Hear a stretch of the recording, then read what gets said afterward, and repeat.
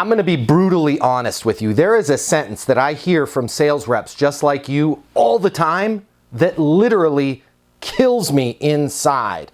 The reason why I called you was, listen to how weak and pathetic this sounds. Hey, is this David? Yeah, it's David. Hey, David, this is Matt Easton. I'm with Easton University. We're the fastest growing sales training company in the world. And the reason why I called you was, if I could have 5 minutes of your time to walk you through, click, you're going to get hung up on. Listen to the difference here.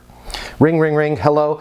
Hey, David. Matt Easton, founder of Easton University. You and I are connected on LinkedIn. I wanted to reach out to you personally because I have an idea about how medical software companies are struggling to get new small practices on board that I'd love to get your opinion on. One is conversational. One shows that you bring value and brings you at a high level. The other, when you say things like, is this David? Never verify their name. There's nothing you can gain by verifying somebody's name except making them think you're a telemarketer, right? Just start right in. Hey, David, if it's the wrong person, they'll tell you you've got the wrong number. Same result. And then jump right into how you're connected and the idea that you want to get their opinion on.